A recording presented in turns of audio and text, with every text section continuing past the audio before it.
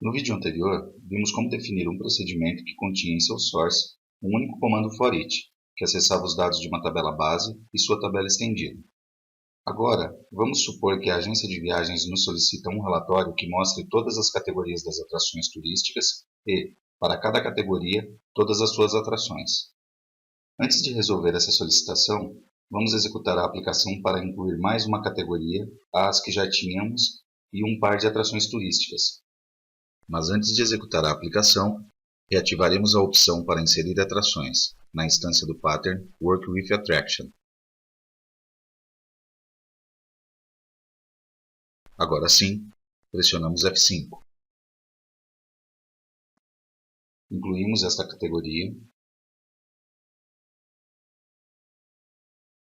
Depois, associamos a categoria recém-criada à Muralha da China. E adicionamos o Cristo Redentor.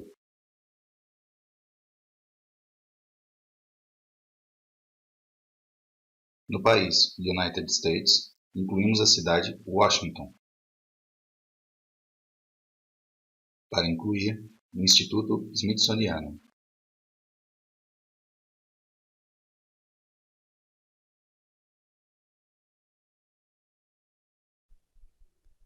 Agora sim, vamos definir o relatório que nos solicitaram.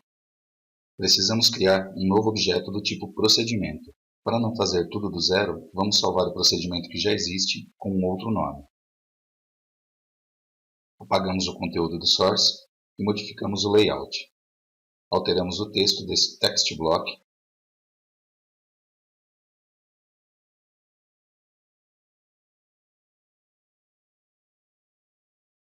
e adicionamos um print block para mostrar todas as categorias. Podemos criá-lo em qualquer posição, porque a ordem de impressão dos print blocks é determinada no source. Porém, vamos adotar como boa prática colocá-lo na posição em que será impresso, para podermos visualizar melhor como ficará quando estiver em execução. A este novo print block daremos o nome de Categories e incluiremos ali um text block Category.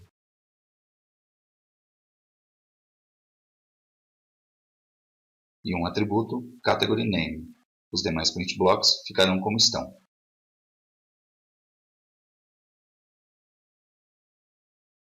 Observem que temos dois print blocks com conteúdos fixos, Title e Column Titles, e dois print blocks com conteúdos variáveis, cujas informações deverão ser extraídas do banco de dados, Categories e Attractions. Ambos contêm atributos. Categories tem Category Name, da tabela Category, e Attractions contém todos esses atributos que pertencem à tabela estendida de Attraction, como já havíamos visto. Agora passemos ao source.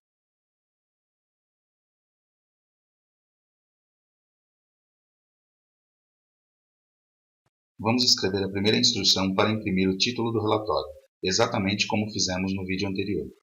Este print block não contém atributos, dessa forma não precisa buscar informações no banco de dados, e é por isso que podemos mandar imprimi-lo sozinho. E agora vejamos como devemos seguir. Como temos que navegar as categorias, e para cada uma delas navegar várias atrações, as que pertencem à categoria, este relatório é diferente do que resolvemos anteriormente. No relatório anterior, navegávamos as atrações, e como cada atração tem um só país, podíamos recuperar o nome do país de cada atração recorrendo à tabela estendida da tabela base que estávamos navegando. Sempre que a informação que queremos recuperar está disponível na tabela estendida da tabela base que estamos navegando, então podemos referenciá-la diretamente no mesmo for each. Era o caso de Country Name.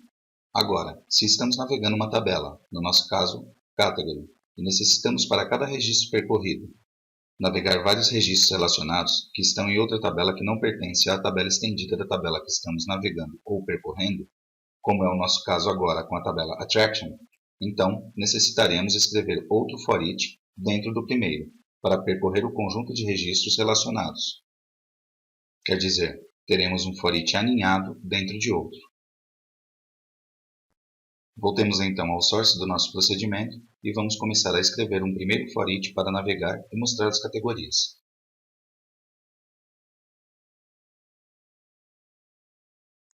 Ao lado do for each, escrevemos Category. Recordemos que aqui vai a transação base, quer dizer, o nome do nível da transação cuja informação queremos navegar. Qual é a primeira coisa que queremos fazer com cada categoria acessada pelo foreach? Imprimi-la. Dentro do foreach, então, escrevemos print categories. E como o print block categories tem incluído somente o atributo category name, Genexus deduziu que a tabela base do foreach é category e category name está incluído na tabela estendida dessa tabela base, porque neste exemplo está na própria tabela, então estará tudo em ordem e poderemos recuperar a informação corretamente. Caso contrário, Genexus dará um erro. Logo após imprimir a categoria, queremos navegar o conjunto de suas atrações turísticas, portanto, precisamos escrever um segundo foreach para percorrer as N atrações pertencentes à categoria que estamos navegando. Porém, antes de navegar o conjunto de atrações da categoria, teremos que mostrar os títulos do cabeçalho destas atrações que vamos mostrar. Então, escrevemos a instrução print attractions com titles.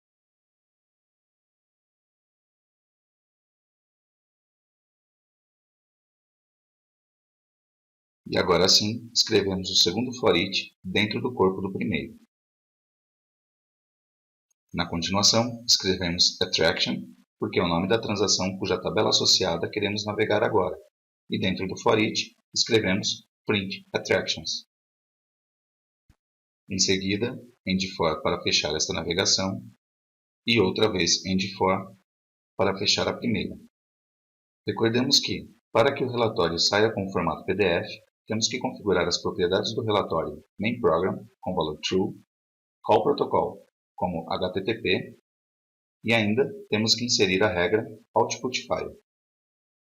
Como havíamos gravado o relatório anterior com um outro nome, todas essas coisas já estavam configuradas. Somente na regra, vamos trocar o nome do PDF por um novo.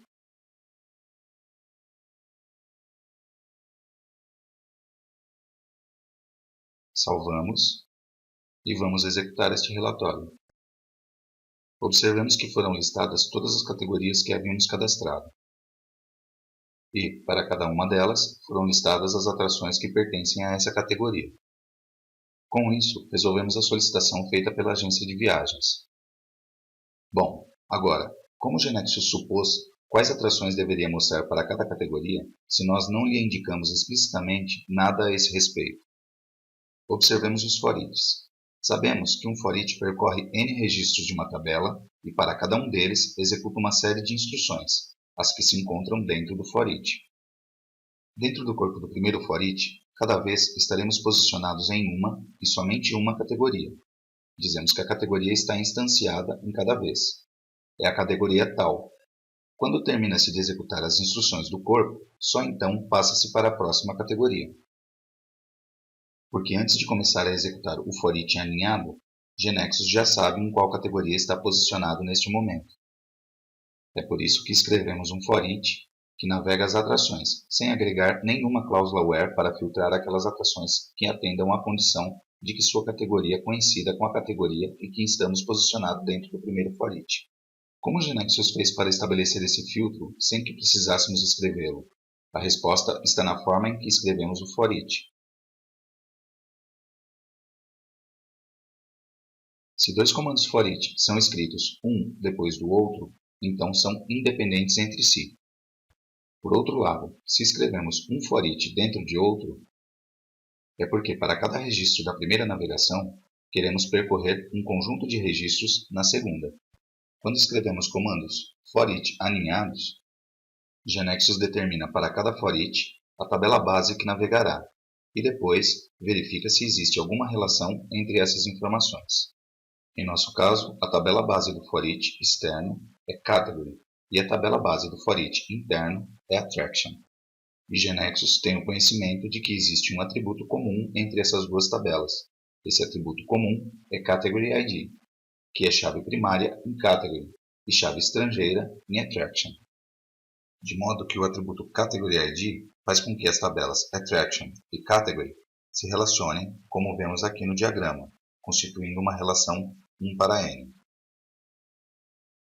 Quer dizer que para cada categoria existem várias atrações relacionadas. Portanto, para cada categoria navegada no for each externo, GeneXus executa o for each que navega a tabela de atrações, filtrando somente as atrações cujo valor de Category ID coincida com o valor da Category ID da categoria em que estamos posicionados. É a mesma coisa que, se no for each interno tivéssemos escrito where Category ID igual a Category ID. Porém, não temos que fazer isso, porque GeneXus já o identifica e o aplica. Se vamos à lista de navegação deste procedimento, vemos que nos informa sobre os dois for eachs, e vemos que a tabela base do externo é Category e a do aninhado é Attraction. Também podemos comprovar que as categorias são selecionadas e ordenadas pelo seu identificador, Category ID, e que as atrações também são ordenadas por esse atributo. Porém, nessa tabela é chave estrangeira, já que é o atributo que relaciona as duas, e é por isso que vemos nos filtros da lista de navegação que somente serão selecionadas as atrações desta categoria. Temos visto como é fácil obter informações e colocá-las num relatório, porém, os procedimentos podem fazer muito mais que isso, e veremos isso mais adiante.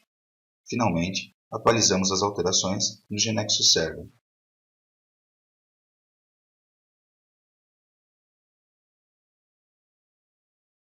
Resumindo o que vimos até agora, recordemos que quando escrevemos o comando for each aninhados, GeneXus determina para cada for each a tabela base que navegará, e depois busca se existe alguma relação entre essas tabelas base. Se a resposta é sim, como vimos no relatório deste vídeo, então aplicará um filtro automático nos registros percorridos pelo for each aninhado. Neste caso de for each aninhados, onde se filtra a informação com base em um critério de relacionamento, chamamos a isso de join. Aqui podemos distinguir dois casos de relacionamento 1 para n entre duas tabelas. O primeiro é direto. Observemos que as tabelas base do for each externo e aninhado são Country City e Attraction, respectivamente, que estão relacionadas por uma relação 1 para n. O segundo é indireto. As tabelas base do for each externo e aninhado são Country e Attraction, que não têm uma relação direta 1 para n, mas sim indireta, através da tabela Country City. Em outras palavras, observemos que a tabela base do primeiro for each, Country, está incluída na tabela estendida da tabela base do for each aninhado, Attraction. Por outro lado, se a resposta à pergunta sobre se existe relacionamento for não, então não aplicará filtro nenhum. Serão impressos todos os registros do for each aninhado para cada registro do for each externo. A esse tipo de for eachs aninhados, em que não se encontra relação implícita, chamamos produto cartesiano. Com certeza, o desenvolvedor sempre pode especificar condições de filtro explícitas, escrevendo-as diretamente no for each com as cláusulas where. Nesses casos, assumimos que as tabelas eram diferentes. No vídeo seguinte, veremos o que acontece quando as tabelas do for each externo e do aninhado são a mesma tabela.